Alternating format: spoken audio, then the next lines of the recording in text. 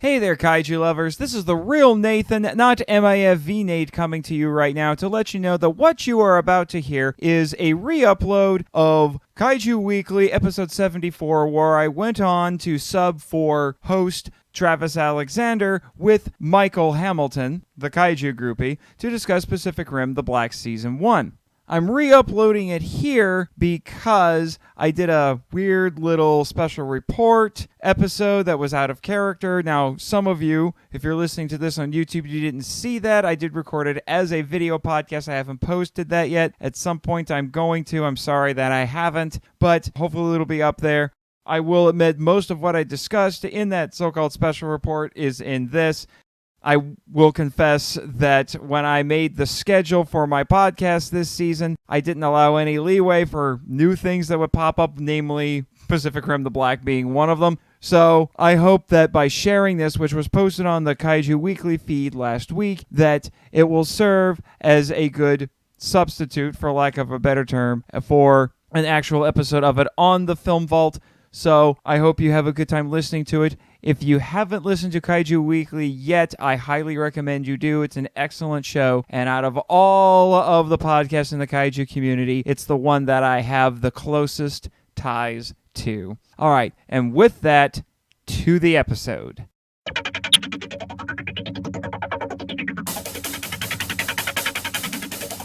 And we're going full tilt spoilers with this, so I really like this. Love these characters, and I'm invested in these characters, and I can't wait to see more Uprising.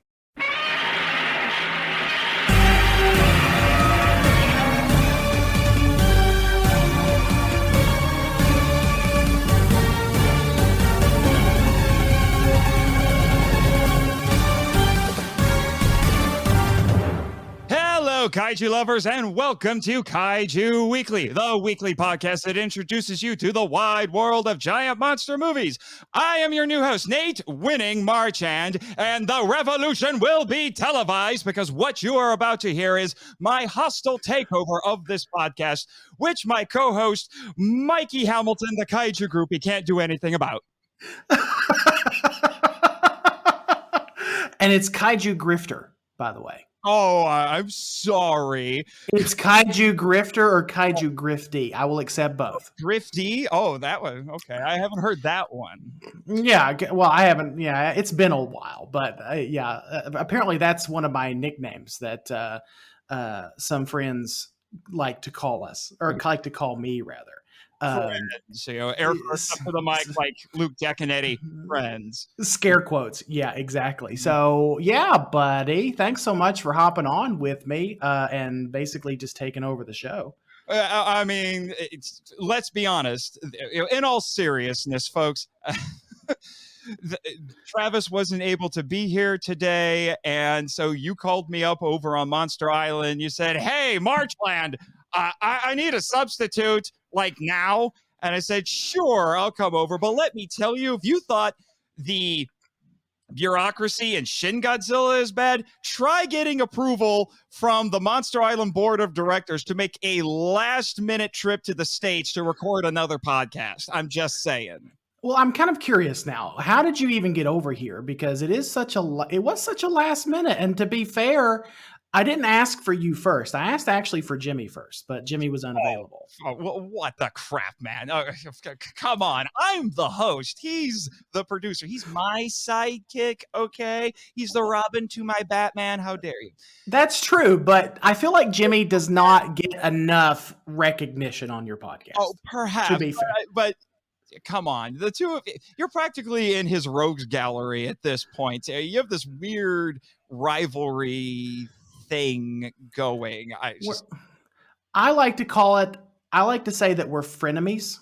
Like we're friends. Oh, okay. We're truly friends, but we have to put on a show. Oh, I see. But no, I flew here in Uber Mogra. It was one quick trip in Uber Mogra with Jimmy at the helm, obviously. He's not here with us. He's still over in Uber Mogra tinkering with it. But I'm using my handy dandy portable soundboard here to help with the recording, and he is listening in on it. And I'm just saying, he might pipe in. I don't know if and or when he will do that. I am not my producer's keeper. Well, Well, okay. So to be fair, you are here to help me. Jimmy has a lot more he needs to handle over there in Ubermoger. But and by the way, I thought that thing was damaged when you had Matt and Grattan on the island. Yeah, what do you think Jimmy is doing right now? He's still trying to fix it. So he brought you over here in a damaged mech. Oh, he's been working on it since then. That was back before. That was back in December. He's tinkered with it since then, so it's at least flyable at this point. Oh, it's flyable. Yeah. Okay. Yeah. Okay. Uh-huh. Does it also swim too? Because I imagine that one more mess up from Jimmy, and it would take a plunge into the ocean. We haven't tested that yet, or rather, he hasn't tested that yet. And when he decides to test that, I am going to make sure I'm not flying in it. I'm just saying. All right. Well, anyway, before we continue this discussion, Nathan, first of all, I just want to say thank you for subbing in for Travis. Travis needed this episode off, and I know that I can always count on our friend from Monster Island to come in and fill in. So, for anyone who is not familiar with you and your show, do you want to do any kind of shameless plugs before we get started? Just so I don't forget them at the end of the show? Yes, why not? Because as I have said many a time, shameless self-promotion is basically one of my spiritual gifts. So, I am Nate Marchand, the host and curator of the Monster Island Film Vault, a podcast seeking entertainment and enlightenment through tokusatsu. We're a film appreciation podcast. We're not really a review show. You guys are a review show, which is great. Our show is more about discussing films, what we liked about them, what we didn't like about them, and then diving deeper into them to understand the historical and cultural context behind each one of them. So, for example, I went through the Kong series, and in the first episode on Kong 33, I did some research on the Great Depression, because in order to understand why King Kong, that original movie, was as important as it was, you have to understand what was going on at the time, namely the Great Depression. Sure. Yeah, it's similar to, I think you and I had this discussion. It's similar to what's going on with GVK. King Kong 33 was sort of an escape from the Great Depression, whereas GVK was an escape for a lot of folks with the pandemic. So I totally get where you're coming from. Yes. So and I will say, had quite the adventure when that movie premiered on the island. So I heard. I follow all of the cast and crew of the Monster Island Film Vault, and sounds like you guys had a really, I don't want to say a fun time, but at least it was interesting. Yes. To put it succinctly, Kong has a drinking problem, and we all knew that. Mary at the after party. And then too much red berry juice, of course. Yes, and then Jimmy decided to solve it with Mechani-Kong Mark II, and that went about as well as you expected. I bet, yeah. Well, let's just say little Gia had to save the day again. I'll leave it at that. Okay. Well, Nathan, just really quickly before we kind of move into the episode, where can people find your show? You can find the podcast on our website, monsterislandfilmvault.com. You can also follow us on Twitter at themonsterisla1. And yes, before he pipes in, because I'm sure he'll pipe in about this, I am contractually obligated to let you know to follow my intrepid producer, Jimmy from NASA, who miraculously survived the infamous war in space, but he will not tell me how, at NASA Jimmy. And also you should follow, there's several associated accounts now on Twitter with this podcast. So Crystal Lady Jessica at Crystal Lady Jess1, the Monster Island Board of Directors at Monster Isla BOD, because apparently they love their bod, and the board's attorney general, as I like to call him, Raymond Martin, whose handle is at MIFV_legal team, or it's MIFV legal team MIFV legal _team. I don't quite remember. It'll still come up when you look for it. And the podcast can also be found on Facebook and on Instagram. Those are the great places to find it. Awesome. And the reason I went ahead and had you do all of your shameless plugs earlier on in the episode is because we have been getting a lot of new listeners for the show, and we've been getting a lot of new reviews. And speaking of reviews, we actually have a brand new review to read for the show that comes from our friends over at the Drift Space podcast. The title of the review is "Being Kind to Rewind This Podcast." Kaiju Weekly has benefited from being something of a safe zone for the kaiju listeners. Not to say they don't have biting opinions when they want to, but they're more fun about it than our show. As such things stay fun, tight, and have a sense of importance in the material being covered. Love the news bites as many podcasts tend to forego that kind of material. 5 stars. Well, thank you so much, guys, at the Drift Space for writing that very eloquent review. And I have to assume because that review was so eloquent, of course, JR wrote it. Oh, yes. Yes, clearly. Yeah. He is the most articulate and learned of all of the hosts on that. Yes. Show.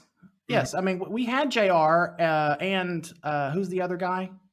Jake, I think. Jake? Is it Jake or is it H? Jake H? Something Jackson? Like yeah. Is it Jackson? Something like that. Yeah. Anyway, we had them both on for our Turbo episode when we covered Turbo, a Power Rangers movie, and we had so much fun with those guys. And obviously, this was Jake. This has Jake written all over it as far as the review goes. Mm-hmm. Most definitely. Or not Jake. I'm sorry, JR. This has JR written all over it as far as the review. They both start with J. It's easy to get them mixed up. Yeah. I think. Wait, do they start with J or do they start with G? I'm not sure. I'd have to double check. I feel like on their show they call one of their hosts G. So I'm not sure. Yeah. I'm not quite sure what that stands for. Yeah. Is he a tall? I would think he'd be called Big G.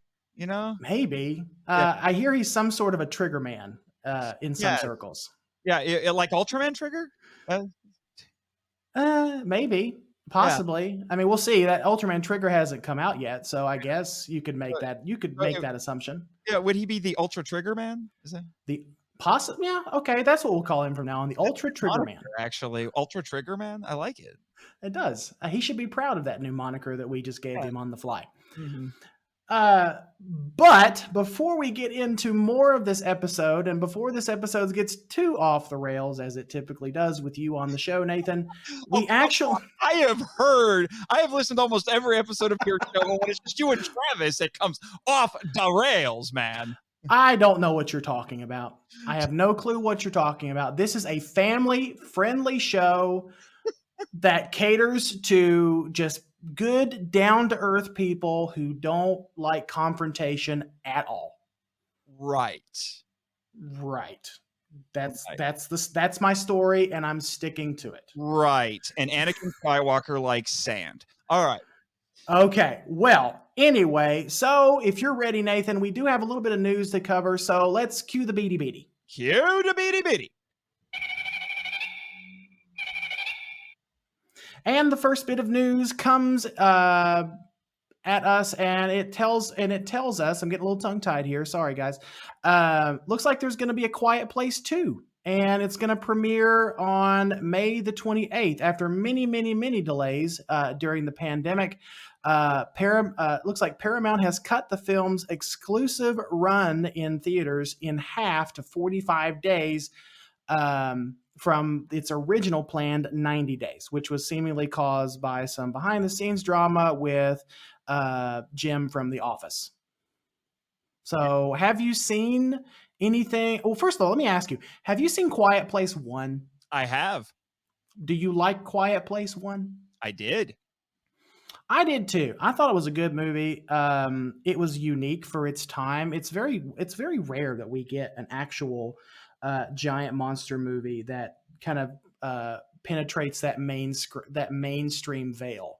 And I think the first Quiet Place was one of those movies because I really enjoyed the film. I really did. It's more of a suspense science fiction thriller than a giant monster movie, which is more of what we're used to on this show. But I know both Travis and I really loved the first Quiet Place, and I'm looking forward to Quiet Place 2.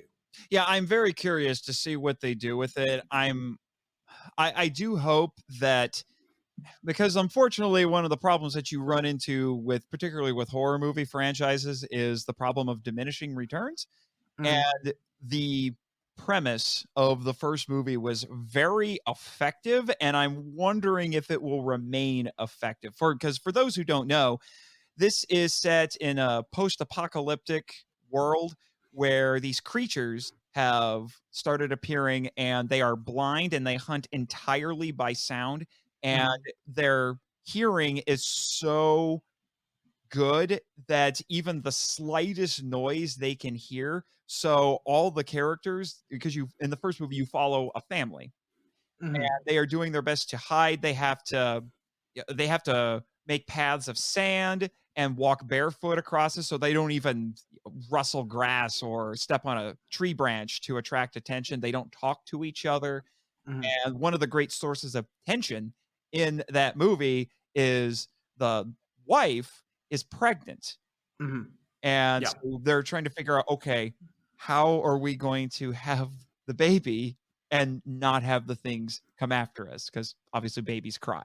So Right. Obviously. yeah, I've so never there's met a a lot baby of who great doesn't things. cry. Yeah, there's a lot of great sources of tension going on in this movie, and I'm really curious to see what they do with the sequel, especially. I mean, I won't say anything because crazy things happen at the end of the first movie, and I'm wondering how the consequences of the first movie are going to play out in the sequel. Yeah, I'm curious too because I really, like I said, I really loved The Quiet Place 1. There was a unique tension to that movie that really made it interesting. And I watched it. I actually didn't watch The Quiet Place 1 until fairly recently, maybe like 6 months ago or Oh, something that's like that. unfortunate. I actually saw it in the theater. Yeah, I didn't get to see it in theaters. For some reason at the time, I had a lot going on and just did not get a chance to go and watch it in theaters. And for some reason, it just kind of eluded me for a while. In fact, I forgot it even existed until a few months ago when Travis and I were talking about The Quiet Place 2 forthcoming. And I thought, well, shoot, I haven't even watched Quiet Place 1. So how can I be excited for Quiet Place 2? But I have since watched the movie, and it is a very unique take on the giant monster suspense thriller genre. So if you haven't seen The Quiet Place, go out and watch it. I think it'll be there are some themes in that movie that are very interesting that you don't get to see a whole lot of in a big budget Hollywood film these days. So please go and watch it and then get yourself ready for Quiet Place 2. And I'm sure that I think Travis has been wanting to cover The Quiet Place on the podcast for a while. And it just, for some reason, we haven't. So I imagine that we're going to be trying to make time for it in the coming months. I know we've got a listener's choice month coming up very, very soon. So we may throw it into the pile there and see if anyone actually votes for it. Yeah, and what's interesting is Netflix made a movie around the same time with a similar gimmick that had, oh, darn it, what's her name? It was the Birdhouse. Oh, Birdhouse? No. No, Bird Box. Bird Box. Yeah, and I can't remember that. It's Sandra Bullock. Sandra Bullock. I was going to say, I feel bad that I didn't remember that name. But yeah, Sandra Bullock. And I haven't heard as much good about that one. I never got around to watching it. It's decent. I watched it. It's a pretty good movie. Don't get me wrong. It's not as good as The Quiet Place, though. I'm sure. Yeah. So moving on to the next news item, Mill Creek Entertainment will release Ultraman Leo on Blu-ray and streaming starting May 25th. And I have already pre-ordered mine. So Nathan, I'm assuming you've already done the same? I have as well. I got to add it to the vault, man. Got to archive those episodes in the vault. Are you up to date on all of your Mill Creek Ultramen? Yes. I have everything that they've released so far. I haven't watched all of it, but I haven't. Oh, it's same for me. I haven't watched all of it either. Like I just finished Ace. I think I told you this not too long ago. Yeah, I just finished Ace, so I got to go and watch Taro next. Oh, yeah, I'm working through Taro right now. Ace is a fever dream, man. It is. It's really as different as Ultra 7 is. This is so much more different. And Ace is so much more different. And honestly, out of the Showa Ultraman series that I've watched so far, I gotta say that Return is still my favorite. Return is high on my list as well. Yeah. So I'll be catching up on Ace and Taro, hopefully in time for Ultraman Leo that I have already pre-ordered. So I'm just going to be adding one more to the collection. In fact, if I'm not mistaken, I don't know if this is old news or new news, but we also got some of the new generation films coming at us too from Mill Creek. Movie Generator movie number 1 and Movie Generator movie number 2. Random Generator, the movie. The Random Title Generator, the movie. And I know, listener, if you're not familiar with Ultraman, you have no clue what we're talking about. Yeah, just to let you know, we're talking about Ultra Galaxy Mega Monster Battle, the series and the movie. Yeah. It is noteworthy because it was the first appearance of Ultraman Belial. Mm-hmm. And is it Belial or Belial? So is it Belial or Belial? I say Belial because I think that's like how you're supposed to say it. It's a Hebrew name, and I think that's how you're supposed to say it in Hebrew. Yeah, I go by the Hebrew naming. I go by the Hebrew pronunciation too. But I know a lot of people in the fandom say Belial. In fact, I think there's a whole new podcast surrounded or around that same name. Who are those guys that run it again? I think our friends David and Chris. Yep. Saved by the Belial. That's how they say it. Yeah, it's a fantastic show. It's all about Ultraman. It's a really unique premise. Guys, definitely go check it out. Saved by the Belial. It's a brand new it's an atrocity.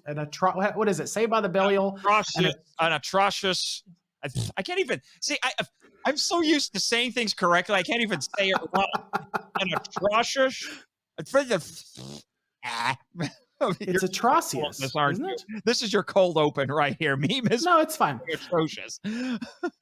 It's I think it's Saved by the Belial, an atrocious, an Ultraman podcast, something like that. There we go. Okay, so all right, Saved by the Belial, see, I can't even say it now. An atrocious, because it comes from Belial atrocious. I can't even say it right. Right? Right. That's the problem. Anyway, go look it up. Saved by the Belial. It's a great podcast. We're done butchering their name. So, and then on the same day, you're also going to get the Ultraman Zero collection. Mm-hmm. Yep, already pre-ordered that as well. To Random Title Generator, the movie called Revenge of Belial, and a couple of other films and specials and all of that all feature Ultraman Zero, because interestingly, as popular as Ultraman Zero is, he has never had his own TV show. He just appears in everybody else's stuff. Exactly. Yeah, and I'm looking forward to that. I'm looking forward to that series as well. He's had some movies, but he's never had his own TV show. Right. So that'll be a lot of fun, I think. I'm still holding out for what is it? Ultraman Ultraman the Ultimate Hero. Yeah, good luck with that. I would love to see they get released too, and I think Subaraya and Mill Creek are working to make it happen, but yeah. Well, who knows? Eventually we'll get it. Eventually we'll get all the Ultras on our shelves, and so I'm really not too worried about it. Anyway, moving on to the next news item. Godzilla Singular Point releases its 13-episode season on US Netflix June 18th. Now, I know a lot of our friends and a lot of people have already been able to catch up to episode 7 or I think. It's 7 or 8. So there's a lot of information out there now about Godzilla Singular Point, and the episodes I have seen 1 through 5.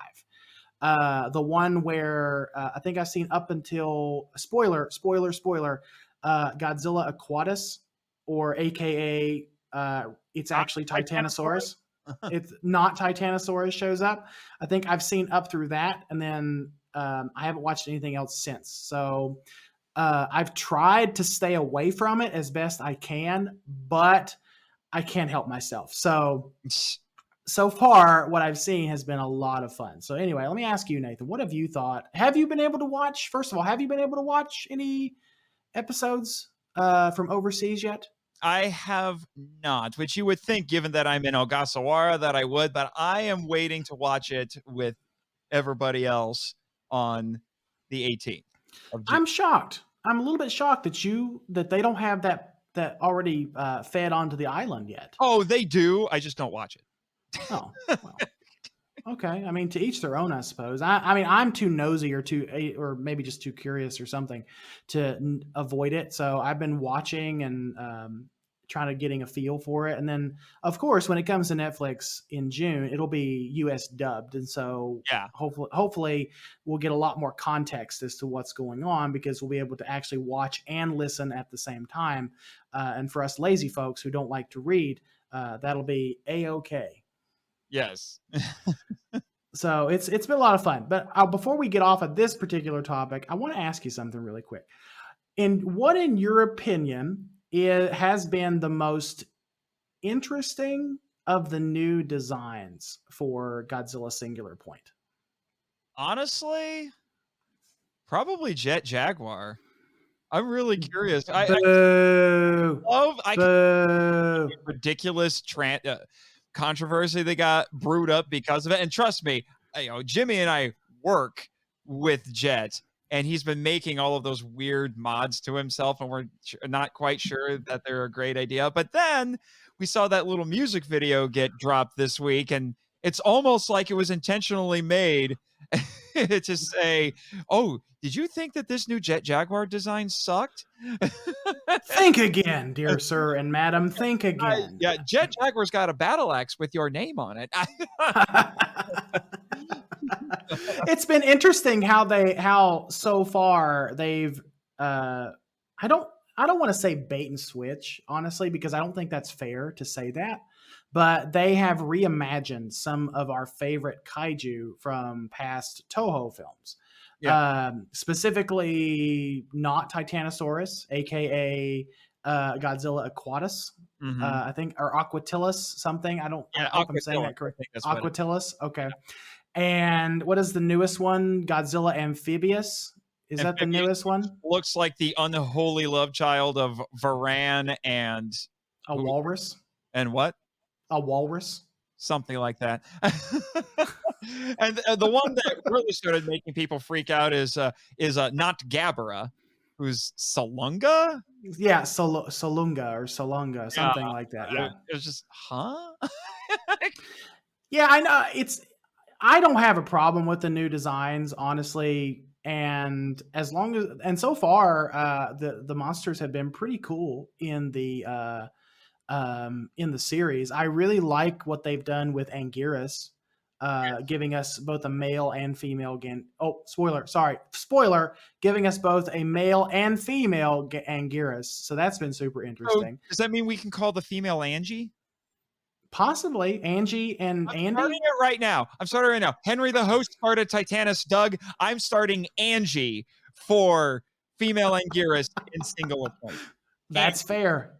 Okay, Angie and Andy. Angie and Andy. Angie and Andy. There you go. Okay, there we go for the male and female. Anguirus. But yeah, those have been my favorite. I think only because they've stuck they've stuck sort of the closest to the original kaiju. And as people have learned recently, I'm full of Anguirus energy anyway. So. I really, really dig Anguirus, and actually, I think Manda's pretty nice too. So, anyway, we'll move on from this topic for right now. But we're looking forward to covering Godzilla Singular Point in a couple of months. I think that one's coming up. I think we're actually going to be doing that episode in June. I think we plan on binging that episode or binging that series as soon as it comes out, and then we're going to do a review on it shortly thereafter. So that should be a lot of fun. And then there's another news item that we don't have on our list that we should probably talk about, which is the new Godzilla theme park ride that's VR that just opened in Japan. Oh yeah, because that one has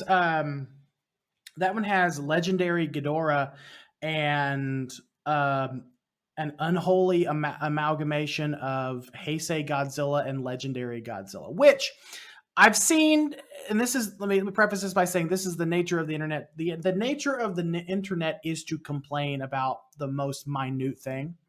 I have seen more people complain in the last 2 days about this theme park ride, a ride that let me just add here that most of them will never actually be on.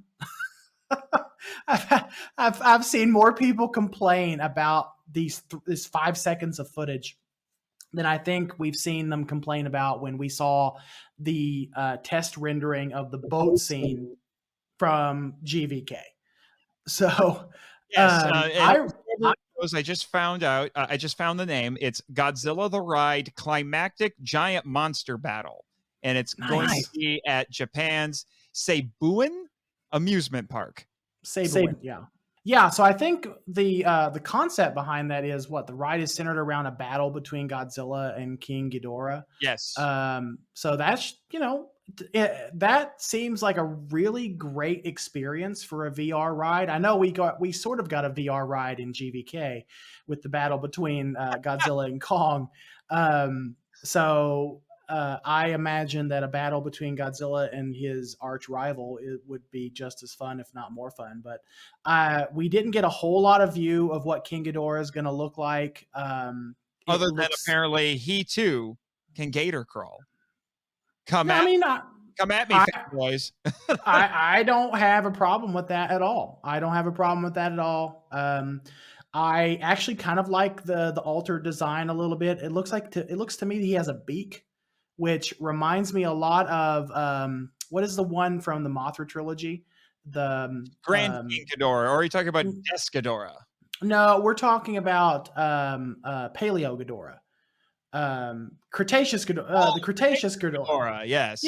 Yeah, that's what we're talking about, because that's what it sort of reminds me of in a way, and I like it. I like that design. And what I find interesting about Godzilla is it looks very Heisei. It's big and bulky, and it's got the big Heisei spines on his back. It does not resemble Legendary at all.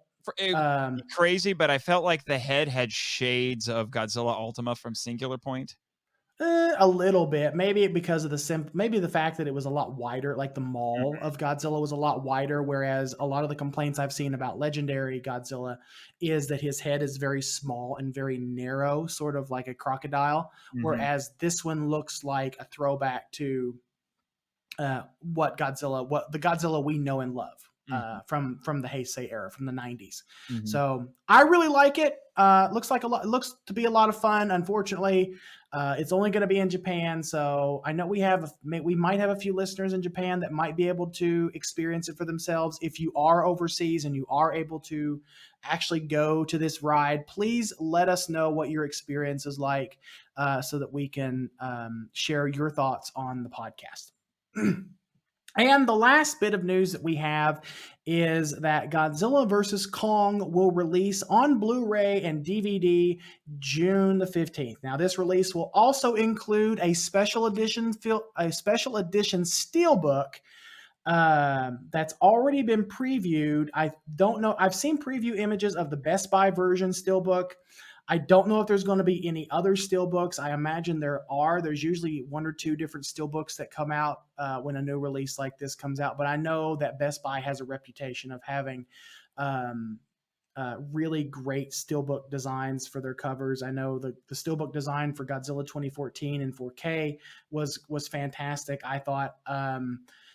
And for anyone who's not familiar with the store Best Buy, it's basically an electronics store over here in the United States. I'm only saying that for our overseas listeners, because I think we do have a couple of overseas listeners. As do I. So. Yes. So Best Buy will get its own steelbook exclusive. We saw previews of what the 4K release cover will look like, and I think the cover for that one is the really interesting scene, the climactic end to the round 3 battle for Godzilla versus Kong, where they're just screaming at each other. Yes. Which is a great symbol for just the internet in general. Yes. It's a great analogy just for the internet in general. Yeah, and something that's interesting is we talked about those Ultraman releases that are going to be in June. They're all GVK, and all of those are dropping on the same day. So all of us Kaiju and Toku fans are going to have an abundance of releases in the middle of June.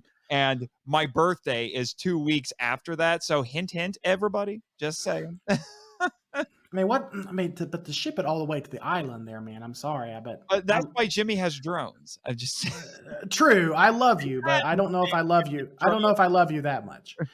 Yeah, but you've had run-ins with those drones. I'm just saying. I'm not letting Jimmy send another drone to my house. Sorry. But have you already, just really quickly before we move on to the main topic, have you already pre-ordered any of these that are available? But I may pre-order them, or I may just I may just see if I can when I take a little trip to the States, maybe in June, maybe I'll see if I can just walk into a store and grab one.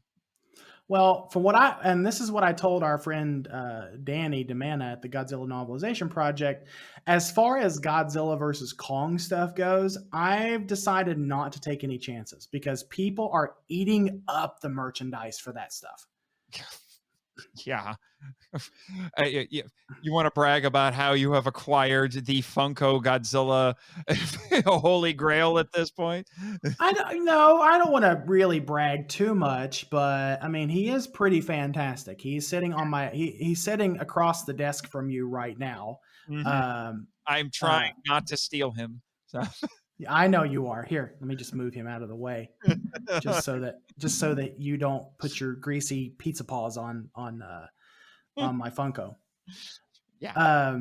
So one more item. I think it was just released yesterday or the day before yesterday. We're actually getting a 3-pack Blu-ray featuring the Godzilla vs. Kong, King of the Monsters, and Kong Skull Island, which I found it odd that we're not getting any 2014 love for that set. Yeah. What the heck, Warner Brothers?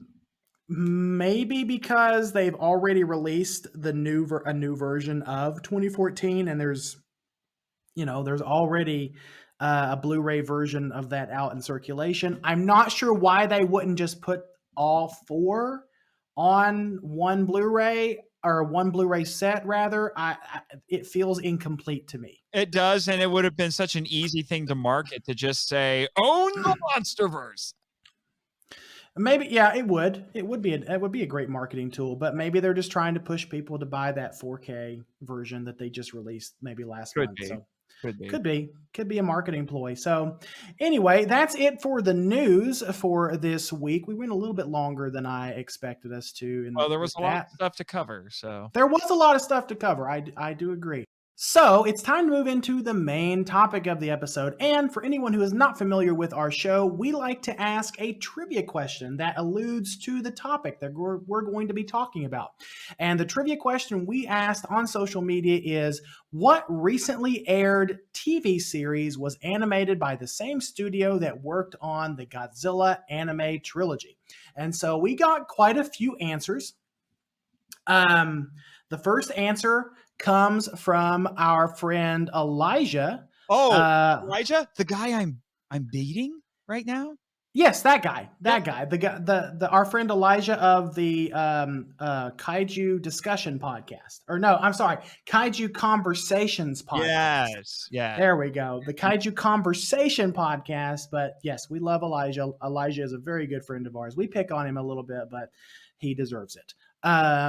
So he wrote in, and his answer is Yeti the White. Gee whiz, man. What happened to family friendly? I mean, you already had to censor this thing on Twitter. How dare you? Wow. Okay. Elijah, I mean, okay. Yeti nipples were bad enough. Did you really have to bring this in? Just saying. I didn't expect you to go there, Elijah. I'm a little bit disappointed in you, honestly, but we will forgive you because we do love you. Yes.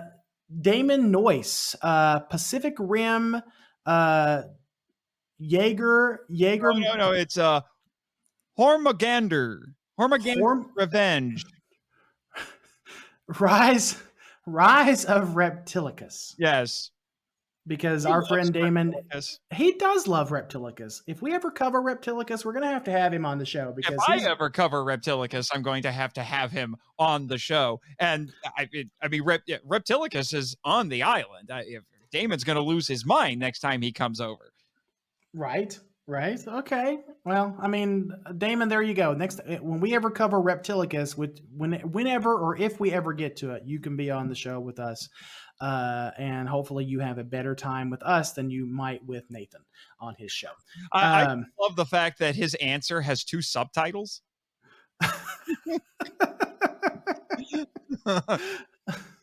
The next answer comes from our friends Matt and Grattan at the Giant Monster BS podcast. Which, by the way, Matt and Grattan just graduated film school. So Oh, they did. Yes. fellas. Congratulations, Matt and Grattan, for graduating film school. Really proud of you guys. They just recently released a short film on their It YouTube. actually, weirdly enough, has Gamera in it. It does. So it applies. We may cover it on the podcast someday. That would be hilarious. It would be. It would be so much fun.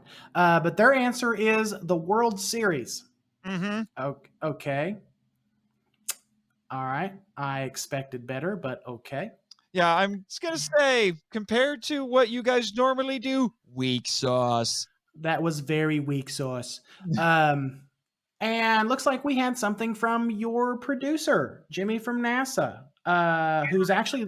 Oh, hey, Jimmy. Again, hey. Apparently he's decided that he's just going to read his answer. Okay, well, all right, go for it. Really? Yes, that very interesting indeed. Indian Rim, the fuchsia. Can you explain what that is supposed to mean, man? Oh, yes, the Indian Ocean, obviously. I get it now, because Pacific Rim and Atlantic Rim are already taken. I get it now. Oh, okay. All right, good answer, Jimmy. We appreciate that. Now, get back to work. The next answer comes from our friend Raymond Martin. Singular sensation point break. Okay. That actually sounds weirdly Japanese. It does sound weirdly Japanese, honestly. I mean, I've seen Point Break. Yeah. I'm watching Singular Point.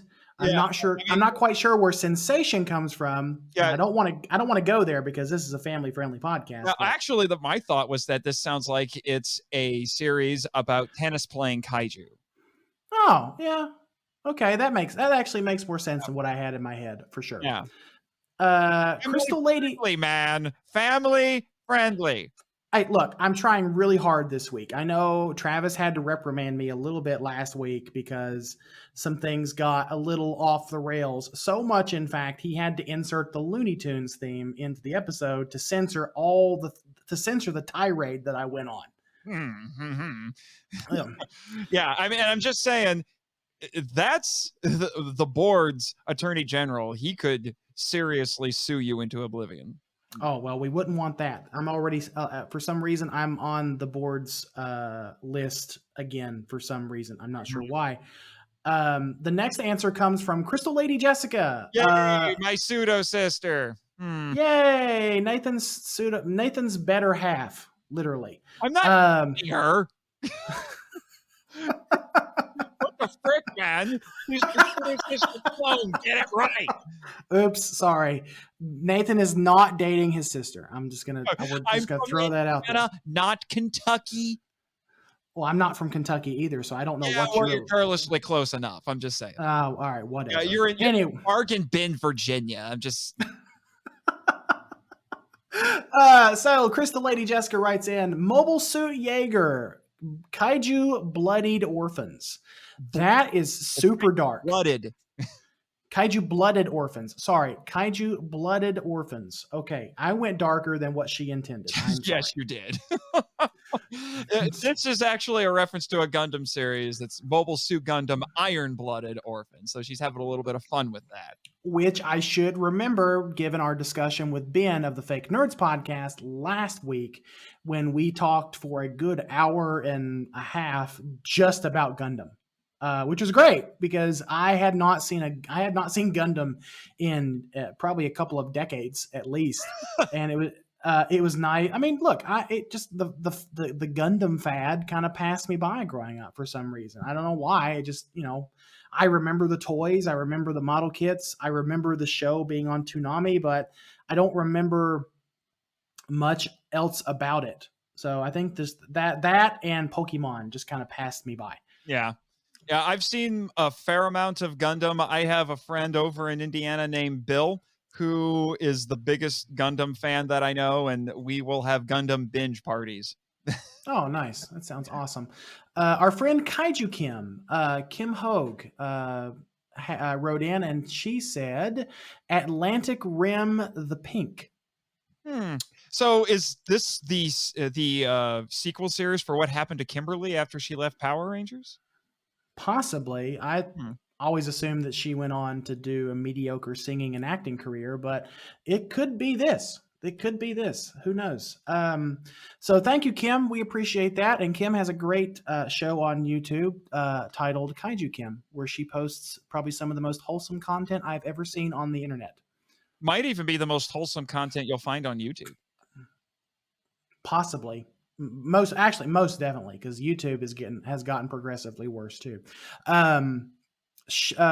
Shadow L Mocha writes in Pacific Rim the Black, and that was actually, Nathan, the only correct answer we got in this whole grouping. Which basically trained your audience to give you joke answers at this point. We have. It's very few and far between at this point that we actually get a legitimately correct answer, which is great. Don't get me wrong. I actually enjoy the joke answers more than I like the legitimate real answers because, we already know what we're covering because it's in the title of the episode, and yeah. So the joke answers are fantastic. Honestly, I'm just kind of picturing Travis whenever he puts that out on Twitter and he knows that he's just going to get the joke answers. He's going, yes, dance for me, monkeys. You big gold monkey. and every time Rita says that, he's like, I'm a griffin, you idiot. My folder is not very good. Well, someone has to be the adult in the room. So thank you to everyone who answered our trivia question. And thank you again, Nathan, for coming on, because we are going to be covering the Netflix animated series Pacific Rim the Black, Season 1. And the cast and crew reads like this. Cullum Worthy as Taylor Travis. Gideon, I'm hoping I'm saying that correctly. Gideon Adelon as Haley Travis. Erica Lindbeck as Loa, Ben Diskin as Kaiju Boy, Victoria Grace as May, and Andy MIFV as Shane. There's a whole other cast and crew of characters. If you want to find that out, please go over to IMDb because that's where we pulled this from. The plot breakdown goes like this. After kaiju ravage Australia, two siblings pilot a Jaeger to search for their parents, encountering new creatures, seedy characters, and chance allies. So, Pacific Rim the Black, Season 1. Nathan, what are your initial thoughts? I really like this. Now, there were a lot of things when I watched it. I was curious to see what they would do with it because I'm just going to throw it out there. This isn't a hot take, but in this room, it might be a hot take. But I was not a fan of Uprising, so I was wondering, is this before the movies? Is it during the movies? Is it after the movies? And are they actually going to acknowledge Uprising and things like that? And I just please don't be Uprising. Please don't be Uprising. That's basically was my thought process going into it. And I'm happy yes and yes. It's not Uprising. No, it's not Uprising. And I actually have a fond appreciation for Uprising. And more so than you do. I love the original Pacific Rim. I actually think Uprising gets a pretty bad rap from the fan base. I see its problems. I see why people dislike it so much.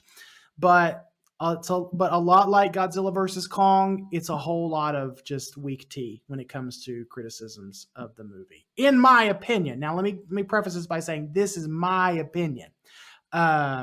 So take it with a grain of salt. But I actually liked Uprising. I really liked The Black.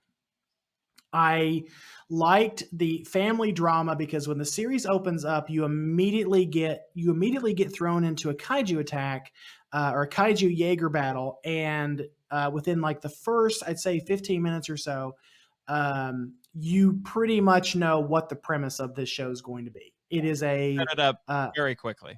They did. It's a redemption story. It is a it's not necessarily a hero's journey, but it's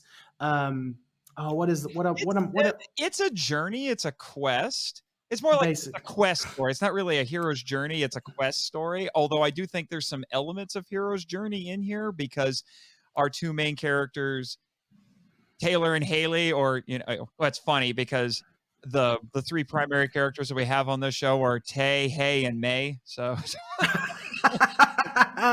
I never really noticed that, but okay, yeah, you're right. I just think that's kind of funny. It is kind of funny. And you glossed over the fact that they have the same, their surname is your co-host first name. So. Well, I mean, what did you think about? So let's dig in here, and what did you think about our characters, our main antagonist and protagonist? I actually really liked the characters in here. If we want to start getting into the positivity sandwich here, one of my things that I really liked in this was the characters. And what's really interesting about this is that this could easily have been a young adult novel. This really feels like a young adult novel, like a Hunger Games or I'm trying to think, not a Twilight, but what's the other one that was kind of big? That was a dystopian science fiction series based on it too. I don't know. I may have to cut this, but actually, I'm just going to say, I'm not going to cut it because I don't know. But anyway, so because these are the sorts of characters that you would see in a story like that, and it's a story that is very indicative of that sort of thing, because basically their goal is we want to find our parents. It's not we're going to go save the world, because this is, if you go into this expecting the same sort of tone as the movies, you're in for a shock, because this is pretty dark. I mean, it is dark. Yeah, it definitely is. Rah, we are canceling the apocalypse. It's none of that. It's two kids who are maybe 15, 16 years old, and they just want to find their mom and dad, because their mom and dad were Jaeger pilots, and they left 5 years before this and never came back. It feels like a very adult story. It feels like a very adult story. It feels like one of those stories where you have these kids who have to grow up way too fast. Yes. And because I think the time lapse is what, 5 years, 3 years, 5 years, something like that. 5 years. Okay. So 5 years passes since their parents leave to go to Sydney to search for help, to help to help their little crew of people that they saved from the kaiju attack. And you're immediately greeted with this sort of what's the word I'm looking for? Basically, Haley and Taylor are the leaders of this little colony. They've already established residence in this area. It sort of looks like just sort of like an oasis, because there's water, there's areas where they can plant food and all this other thing. So they're just doing these things to survive, and they've in between their parents leaving and them trying to survive, they've essentially made this little colony for themselves. And so that's what we see when the time lapse happens. So fast forward a little bit, Haley discovers a mech. And the name of the mech escapes me. I'm sorry. Destroyer. Atlas Destroyer. She discovers a mech in the bowels of this facility that was sunk into the ground after the continent was lost to the kaiju. Or the title from The Black, because they basically destroyed all the satellites that were above Australia. Mm-hmm. So Yeah, so completely it's cut just off from the rest of the world. basically it's like they went into like extreme blackout from the rest of the world. So, they find this mech. They get into it. They turn it on, and immediately it sets off all these alarms, and then the kaiju arrive. And the kaiju arrive. Copperhead, yes, Copperhead, which I will say is probably one of my favorite kaiju in the Pacific Rim multiverse, not multiverse, but the Pacific Rim universe. Mm-hmm. Yeah, I like Copperhead a lot. I like the design of it's very simple, but it's effective, I think. Yes. So Copperhead, he becomes the dragon that they have to slay. basically, yes, he is the persistent. He's the persistent dragon that they have to avoid and conquer at the end of the series.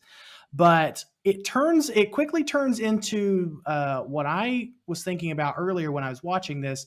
Basically, a quest to redeem themselves of survivor's guilt is what it kind of turned into. Yeah, it's a little bit of that, but it's also for Haley because because what ends up happening is she finds Atlas Destroyer, turns it on, and that attracts Copperhead's attention.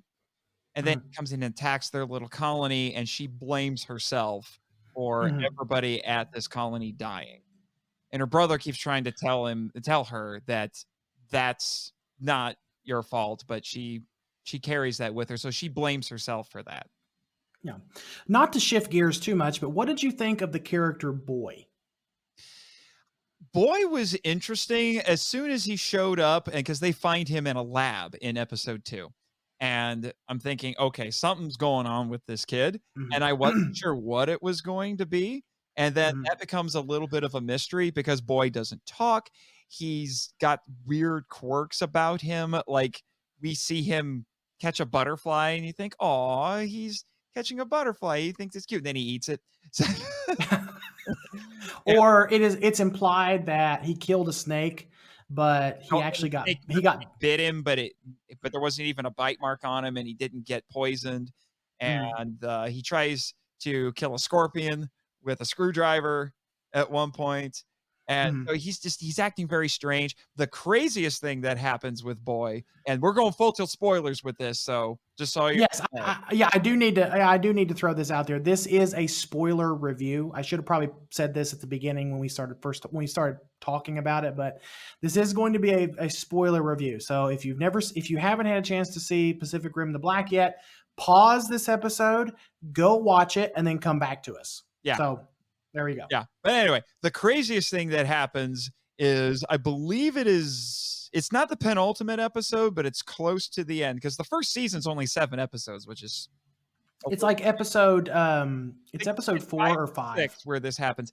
They're leaving this other colony that they go to that's run by Shane, our villain, and he makes it sound like if you just leave by sunrise, I'll let you live. Well, he lets them leave, but then he tells one of his men, go kill him anyway. And he shoots Boy. In true bad guy fashion. Yes. Rule number 1 of being the hero, never under any circumstances, trust the bad guy. So he sends one of his men out to kill them. He shoots Boy first. And there's this dramatic scene where I think it's supposed to be that he got shot in the head. And then they freak out. They get into a tussle with this guy. And then May shows up, our other main character, comes in and saves them, and then she kills the guy. And then they find out Boy doesn't have a scratch on him. And then, so all of this continues to build. And then, yes, that was episode 5. And then in the penultimate episode, he freaking stops a kaiju from punching their Jaeger. He physically stops it, which is insane. Well, okay, so it wasn't an actual kaiju, and this is that when we get there. Right. We'll talk about that when we get there, but it was a biomech. Basically, is what it's basically. Yeah. And then we get to the last episode and we find out that we get a little bit more of what is going on with him, which is that he's Eren Yeager from Attack on Titan. And he turns into a kaiju version of Steppenwolf from Justice League. So, Well, I thought it resembled more of a gremlin from the Gremlins that as duology. well, I can see that. Yeah. Yeah, I thought it resembled more of a gremlin, but if you've ever seen the Gremlin movies, you know what I'm talking about. Yes. So yes, he can transform into a kaiju. I don't know if he can transform back because by the end of the episode, he's still in kaiju mode. So we don't know. Right. So something's going on with him. I don't know if he was made by the PPDC or if he was sent. The implication seems to be that he was sent by the precursors, which are the aliens that from another dimension that send all the kaiju to attack Earth. Well, yeah, it's said in the episode that the precursors must have made the kaiju look like humans to blend in. Possibly, that was said. We still don't know. That was the characters theorizing because they found him in a lab. Leads me to believe, and it was a PPDC lab. So it leads me, and for those who don't know, the PPDC is the Pan-Pacific Defense Corps, which is the organization that makes all the Jaegers to fight the kaiju. Right. So I took that to mean that the PPDC made him, possibly as some sort of. Seconds before that, Taylor says something to the effect of, "Well, I thought the PPDC was behind all of this, but apparently he was made by. Apparently it was he comes from the precursors, or the precursors have developed this technology to allow them to blend in with humans now." So, which is really interesting because this is fast forwarding in the series a lot, and we'll back up in a minute. But the series ends with these human-like people. I'm assuming they're humans, but they're probably also the sisters. Yes, the sisters, which I noticed, and I didn't notice the first time I watched this series, that their nails glow blue, like that kaiju blue. I noticed that the second time around. So what I'm assuming, they are the same types of humans or meta-humans that Boy is. But they keep their faces covered, so I don't know if it's a cult. We don't know if it's a cult thing that why they're doing that, or if it's.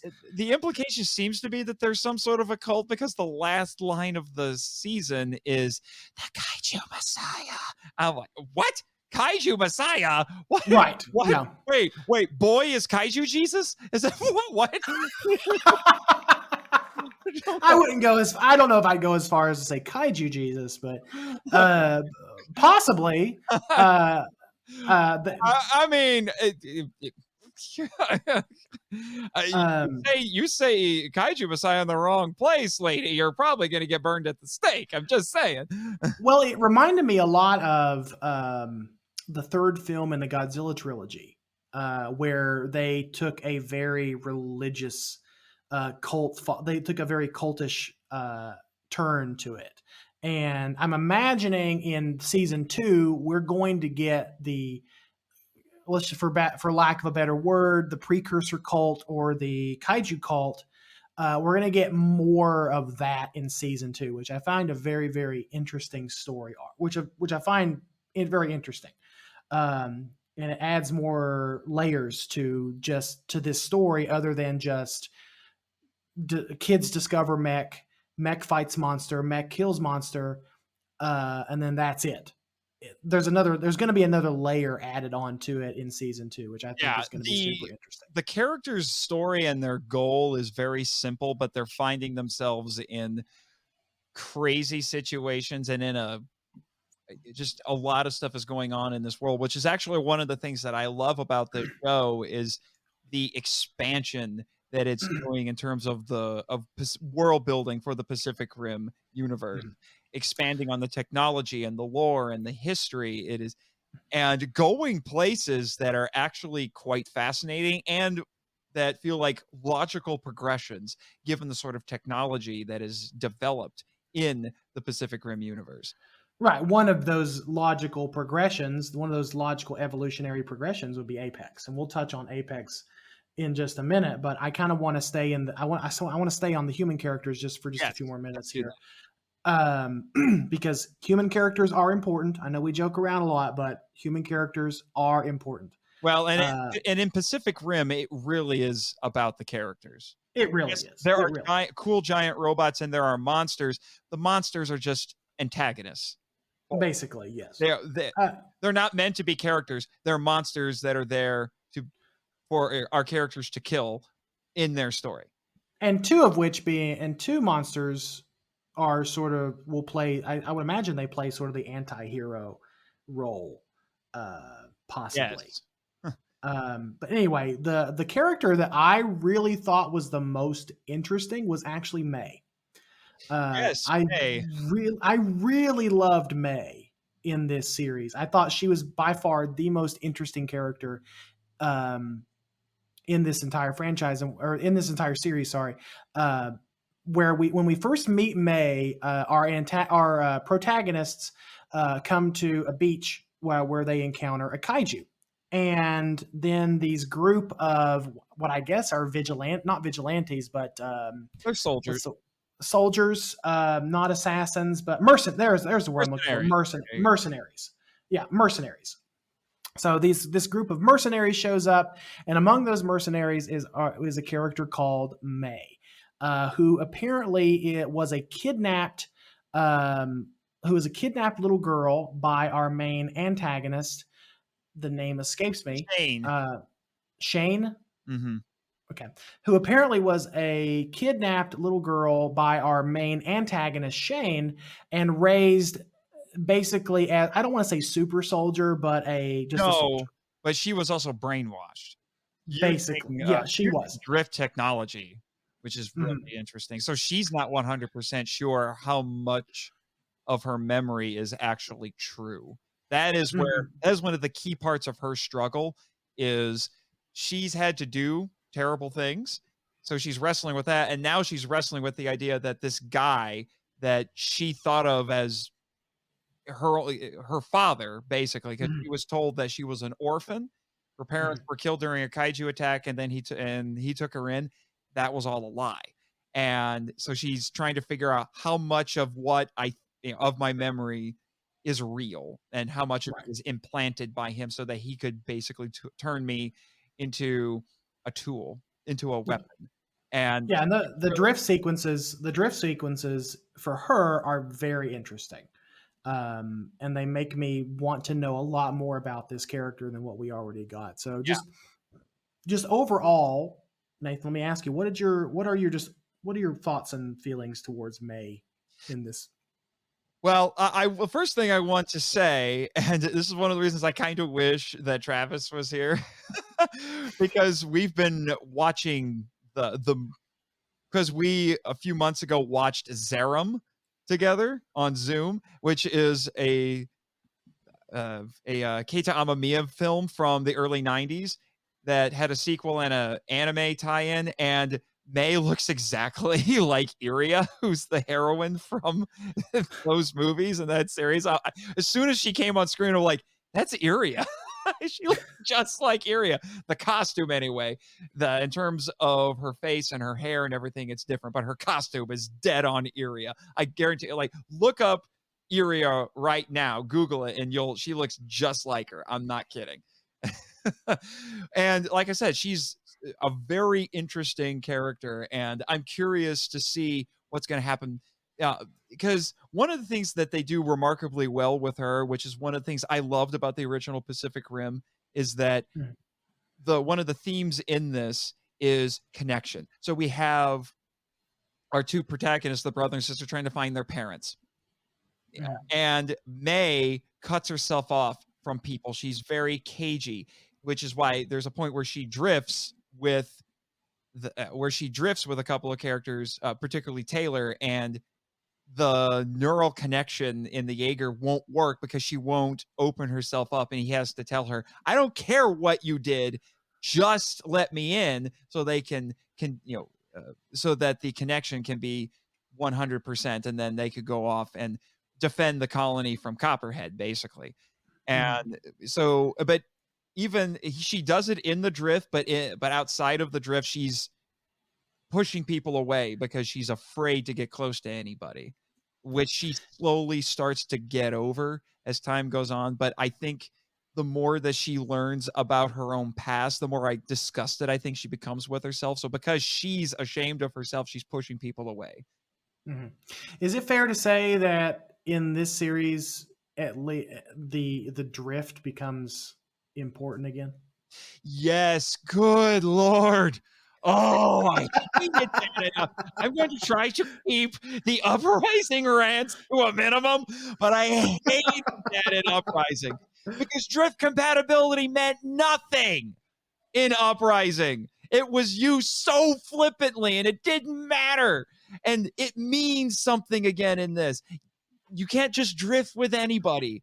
And the idea that in order to make it work, you have to be 100% vulnerable and let people in to potentially see the worst parts of yourself if you are going to make the giant robot work. Right. I promise, Nathan, I will give you time sometime during this episode. I will let you loose and let you rant all you want about Uprising and compare and contrast Uprising with this movie. But I want to say this in this series, at least, everything felt very earned. Oh, the drift, just them. We learned early on, I think it's in episode 2, I think it's in episode 2. We learned that Atlas Destroyer is not an actual usable Jaeger, or is not an actual useful Jaeger. He's a training Jaeger. Yeah, it had been downgraded to a training Jaeger, so it had no weapons. That's one of the things I love about this. Our characters are the constant underdogs. So there are all these things where we found a giant robot. We found a Jaeger. Oh, the Jaeger has no weapons. So yeah, and there's that really funny sequence. There's that really funny sequence when Copperhead is charging towards them, and they say fire all weapons, and they fire the weapons, and Loa says Loa is the AI, by the way, that helps them run the Jaeger. Just for people. Am I saying it right? Loa? It's Loa, but I'm just letting people know Loa is the AI that helps them control the Jaeger. Okay. Yeah, you're right. Thanks, Nathan. But yeah, Loa tells them target destroyed, and they're like, yes. And then she chimes in and says, that's what I would say if this were armed with actual weapons. Yes. I love the deadpan sass that she has. Does she count? Let me ask you, does she count as a character? Does she count as a character since she does have a personality? I think she does. I really do think she does. Because it's one of the funny, and she's actually really funny. And for someone who appreciates deadpan humor, like very dry, like British style humor, I can appreciate her because I think it's in episode. Is it episode 7? I think it's episode 7. It's where they defeat Copperhead. And Copperhead is charging towards the Jaeger. No one's piloting the Jaeger. And she says, Copperhead, Kaiju approaching. And then Copperhead tackles her. And right before Copperhead tackles the Jaeger, she says, of course. because no one's there to pilot the mech. And so essentially, of course, she's going to get tackled when no one's there to actually pilot the dang thing. Yes. I really loved Loa. I don't know if I would put her on I would put her on par with a Jarvis, because Jarvis always had a really good personality too. Then he became Vision, but well, true. That is true. That is true. And then or My Girl Friday. Yeah. Or Gladys from the Portal games. Although Gladys is evil, so right. Yeah. The cake is a lie. So, Nathan, what did you think about, since we're still on track with our characters here, what did you think about our main antagonist, Shane? What did you think about it? Shane? Bloody Shane. And it's funny because they're all from Australia, apparently. You did. They're all from Australia, but But the only yet May, our main characters all don't have Australian accents, but everybody else has the thickest hasn't Australian accent. It's like Mad Max levels of Australian accents, which this does have a bit of a Mad Max feel to it with the it does. being in Australia. The characters are not quite as wild as a Mad Max movie, but the setting definitely feels very Mad Max. It does, because if anyone's familiar with Mad Max, it's set in the desert. It was filmed in Australia. I think the film It's an Australian film. It's post-apocalyptic, and right. So that's what this feels a lot. The original Mad Max is infamous for having, because everyone's speaking English, but apparently when it was released outside of Australia, people couldn't quite understand what the actors were saying because their accents were so thick. And it was the movie that catapulted Mel Gibson to stardom. So I actually went on a little nostalgia trip last week when I was watching a bunch of old movies, and one of them was Beyond Thunderdome, and I had forgotten how much fun the Mad Max movies were, but I digress. We're not here to talk about Mad Max, although this movie does have this series has a very Mad Max feel to it. So I personally liked Shane. He was a very serviceable bad guy. I was very disappointed that he didn't quite get his comeuppance. I wonder if he's coming back in season 2, though. Possibly. I could see him coming back because he's clearly got some connections to the sisters. He knows things. He knows people. I love the weird juxtaposition when that black, I don't remember his name, but when that black guy showed up, because Shane's thing is he gets kaiju eggs and then he sells them. I guess you could call it a black market, and he's supposed to sell it to this black guy, and this black guy shows up in a white limo with what look like monster truck wheels. It's that is very Mad Max. That is very Mad Max. And he tries to broker a deal with him, and the guy keeps trying to give him grief about it, and because he had 2 eggs when he was supposed to have 3, and then Shane basically takes his money and says, "You tell the sisters that I can't do an Australian accent to save my life right now. You tell the sisters," or something like that. Yeah, something like that. And then he just shoots the eggs. Oh, Crocky. Crikey, you done shot me eggs. You shot me eggs. Really hard to get that Kaiju. But I really hope. I hope that Shane. We get a little bit more backstory with Shane and May in season 2, which we've already heard. We already know. In fact, I think it's on the Netflix description. It says season 2 is coming. So we don't know. It's most likely probably going to be next year, sometime next year. I've seen some estimations that said it could be later this year, but possibly. I mean, maybe if they were just kind of maybe biding their time to see how people received it, and then then they greenlight season 2. It's the pandemic. This show was supposed to premiere last year, but nothing happened last year. So. Literally nothing happened last year. This is true. Last year, I don't even remember. Honestly, I don't even remember 2020. It was all sort of a blur. That's because you were drunk during Kaiju quarantine. Look, Kaiju quarantine almost killed me, but I'm not going there. This is not the time nor the place. Yeah, I get it. But okay. So we've talked a little bit about our human characters, at least the ones that we really, really enjoyed. And we've talked about the majority of the ones that kind of move the story forward. And so I want to shift a little bit and talk about not necessarily the kaiju, although the kaiju in this are really cool. But I want to talk about the sort of the surprise we got with with Apex. AKA Dark Spectre is what he looks like. Is what it looks like to me.